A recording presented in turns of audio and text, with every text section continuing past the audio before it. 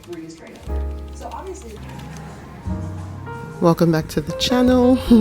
If you're new here, I have over 100 plants and live in a 2-bedroom apartment in New York. I like to start my day with a trip to Trader Joe's, the egg run as I've taken to calling it, because this is essential, and the only way to get one of these is to get to Trader Joe's by 8 a.m.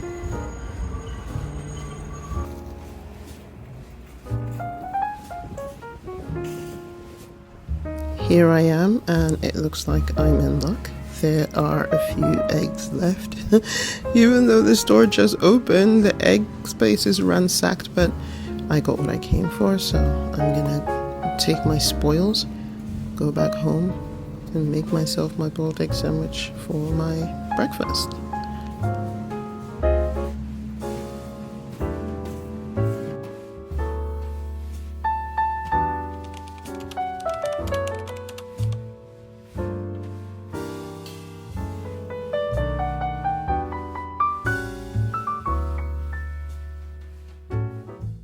Ooh, so I got my eggs.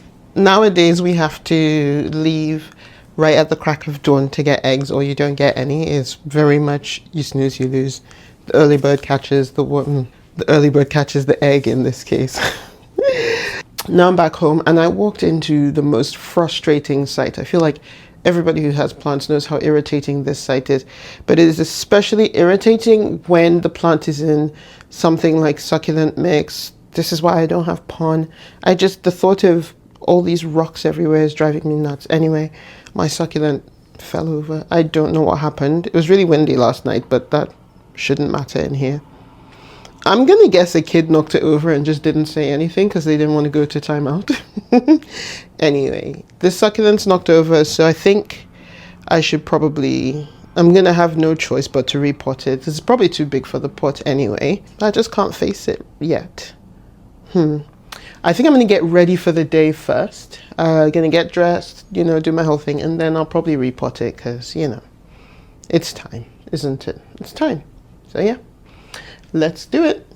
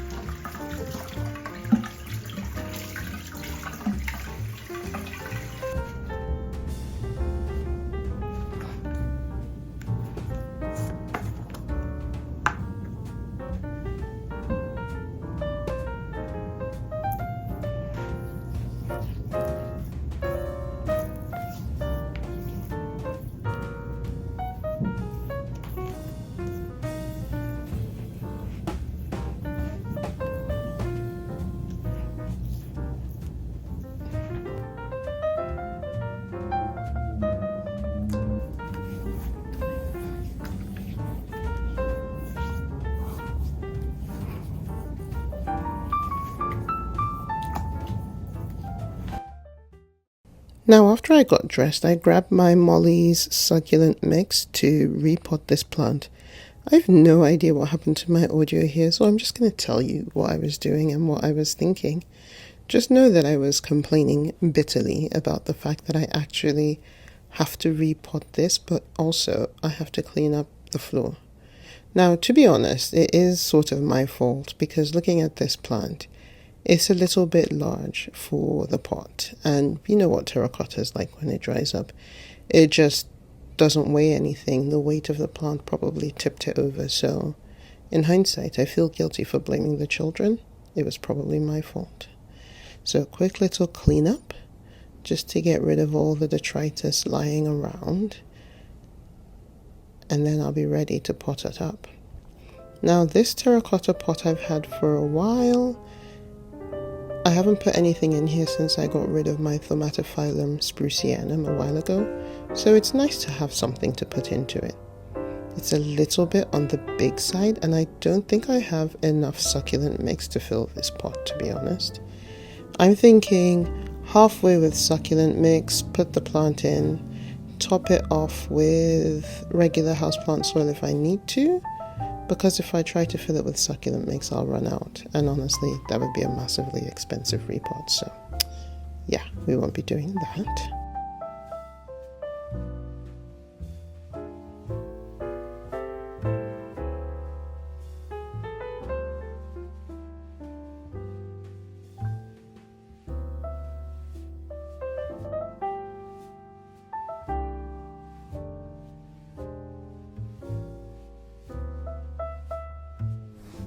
Now, examining this root ball, it honestly looks quite dry, and in addition to waiting too long to repot, I might have underwatered it. I do think it's a good thing that I'm going to be putting a little bit of houseplant soil in here, because it might be that the combination of the succulent mix and the terracotta pot and being smack in front of basically one of the hottest windows ever is a bit too much for this plant. I know they want to be free draining, but you know, it probably isn't retaining enough moisture, just judging from how sort of dry and unhappy everything seems. So to be fair, this repot is probably for the best. So I'm just wedging it in carefully into this nice little nest I made for it in the succulent mix, and then I'm backfilling with the rest of the Molly's succulent mix. I really like this mix from Molly's. This, along with their aroid mix, are my go-to pre-mixed houseplant soils that I use. I don't have many succulents, so sometimes I use this one to aerate some of my other regular houseplant soil, and it works a treat. I just like the fact that I think it has nutrients as well, and the plants seem to love it. I'm gonna use my Fox Farm Ocean Forest just to top it off, but before I do that, I will be adding some slow release fertilizer, because for some reason I'm the type of person that often forgets to fertilize my succulents. So yeah, I put some slow release in there. It's a little bit of a sort of safety, if you would, because I will still fertilize with my liquid fertilizer, but if I forget, as I have been doing, then I know the slow release is in there. So the Fox Farm is going on top just to hold the plant in place, but also to basically retain a little bit of extra moisture. But knowing that I have the succulent mix around the roots, I don't need to worry about them becoming waterlogged. I haven't mixed this Fox Farms with anything. I figure since most of the pot is succulent mix, and since we're in terracotta, I don't think we should have a breathability problem. I think it should be just fine.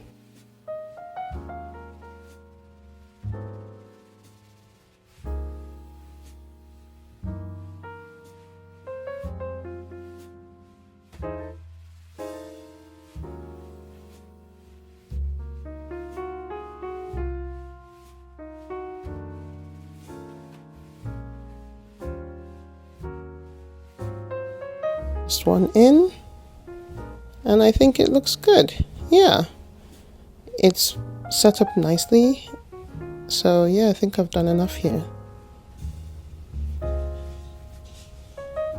I've been careful to avoid the tiny little offshoots that are growing in the pot. One thing I love about this succulent is it's just so shrubby. So yeah, I'm all done. Bob's your uncle.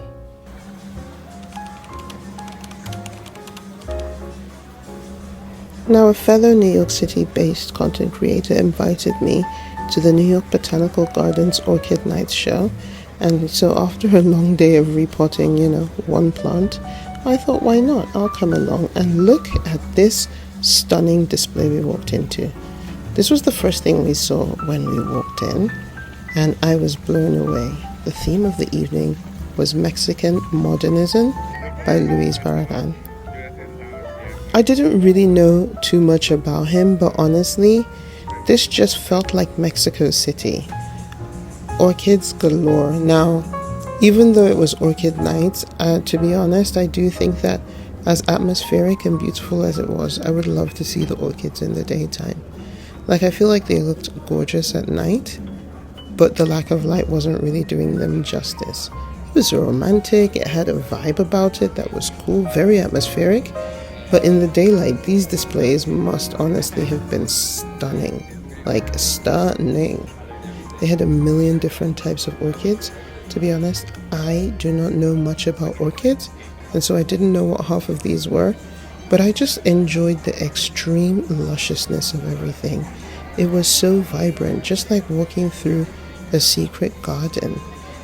It was a lot more crowded than I personally had anticipated. I mean, it's New York, so you know it's going to be busy, but like, gosh, everywhere you turn, people were taking pictures of the orchids. You almost want to come here, maybe like super early in the morning before anyone else arrives, or leave super late at night while everyone else is gone, just so you can enjoy the stunning display for what it is. I mean, it was artfully curated, beautifully designed. I've never been to the orchid show at the New York Botanical Garden before. This was the first time. I typically go to the train show every year, but I haven't had a chance to see the orchids, and I was like a kid in a candy store, to be honest. Just blown away, really. Just looking at the regular sort of botanical garden displays as well, you know, the giant ferns, the aroids. I honestly never get tired. And when you throw in seeing random little orchids everywhere, like when I saw these slipper orchids, now these I knew what they were, but when I saw them, I honestly just was like, wow, my jaw was on the floor. And everyone just kept looking at me like, you know this is the orchid show, right? Why are you shocked that there are beautiful orchids here? Guys, I don't know. Why am I shocked that there are beautiful orchids here? That being said, how stunning is this? And then we walked on through to the pièce de résistance, just these massive installments with very, very bright colors, very sort of reminiscent of Mexico City, which makes sense because, you know, Mexican modernism. Mexico City is one of my favorite places in the world to visit, and I was explaining this to my friend, like, just being here made me feel a little bit like I had gone on holiday. It cheered me up no end, just exactly what I needed in the middle of this blue and grey and cold winter. All the pinks and the yellows and the purples, orchids everywhere. It was absolutely delightful. The only thing I didn't like is, my goodness, there were 1,000,001 people everywhere. Like, you just couldn't get away from all the people. And then, of course, every visit to a museum or botanical garden must end with a trip to the gift shop. I love this gift shop because it's just, you just meander around endlessly, and it's pretty cool. Lots of fun bits and pieces, books by people we know. I didn't actually buy anything, but it was a delightful end to a magnificently wonderful and charming evening. And I'm telling you, I think I've added the orchid show to my calendar now. I'll be back in the future, but I'll definitely come in the daytime.